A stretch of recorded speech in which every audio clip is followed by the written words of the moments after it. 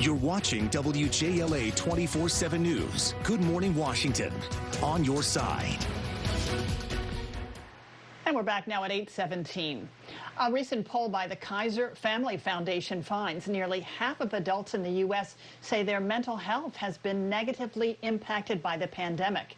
And while many are seeking help amid the crisis, the numbers show that men are less likely to acknowledge they're having some struggles. Joining us now with how to normalize the conversation of mental illness among men is co-founder of the Village Institute for Psychotherapy, Jonas. Good to have you with us, Josh. Appreciate it. Great to be with you. I appreciate it. Yeah. So why are men having an especially difficult time right now? And what are some of the struggles that you're seeing in your practice? It's a great question because, we're all struggling right now. And I think during this time, though we're all struggling, the men that I've been working with and also the women that I work with who speak about the men in their lives, so many of them have been talking about specific ways in which men are struggling. And so I think highlighting those ways can be so important because it can bring a sense of community to men, knowing they're not the only ones that are struggling. And also it can highlight the ways in which men struggle, which have been ignored for so long. And so often men are the ones that do the ignoring. So would you say that it's much different for men than it is for women? I would say the kind of ways in which men struggle can be different, and I can give you a couple of them. So, for example, there was a legendary boxing trainer whose name was Customato, and Customato said the hero and the coward feel the same thing.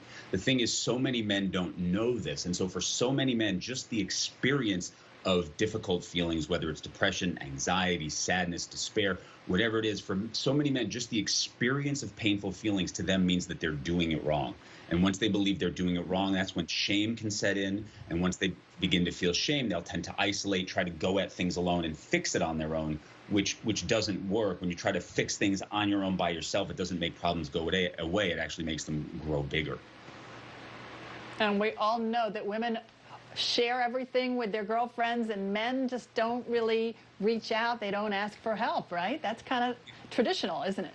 It is, and I mean, we could get into the whole nature-nurture thing about it, but I think that that by and large, just so many men have a tough time engaging in the struggles that they're having, and it becomes a very, like I said, shameful thing for them. And when they do, they tend to isolate, want to be alone, and it doesn't work. There's just such a better way, and that's where the men's work that I do comes in.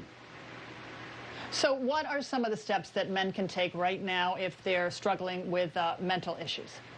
It's a great question. So the first thing that men can do is just the acknowledgement of the struggle. So many men want to pop up in their head and have a debate with themselves as to whether or not they're actually having a hard time. So just the acknowledgement that there's a struggle can be so helpful. The next thing that men can do is have compassion for that part of them that struggles. So many men will tend to rage at themselves for the difficult feelings that they're having. And so just having some compassion for the part of you that is having a hard time can help to loosen things up and have certain feelings begin to dissipate. From that difficult place, men also are expert numbers. We tend to really want to numb anything and everything. And so there's certain obvious ways in which we numb in terms of drinking, smoking, drugs, but there's sort of more covert ways in which we numb in terms of binge watching Netflix or just burying our head in a book. So being aware of the ways in which we numb and understanding that that is in fact what is going on can be really helpful. Another thing that men can do that can be very helpful is finding something to do consistently every day. And I would recommend that consistent thing be with your body, because ultimately it's the body that feels. And so whether it's going on a walk, exercising, meditation, finding something to do consistently every day can help build a sense of purpose and also give you some confidence that you are in fact getting these things done every day. And then the last thing that you can do is reach out, find a mental health professional in your area, work with a mentor. In my life, the mentors that I've worked with have been profoundly helpful, and men's work always grows exponentially when you're doing it with someone else. So feel free to reach out. And where can we learn some more information or seek help if we need it?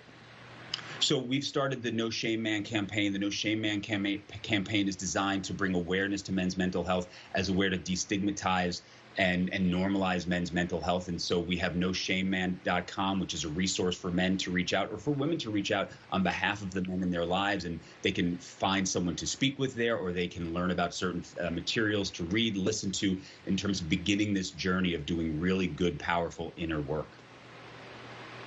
Well, we thank you so much, Josh Jonas, for joining us today, the co-founder of the Village Institute for Psychotherapy. Very important information that you shared with us. Appreciate it.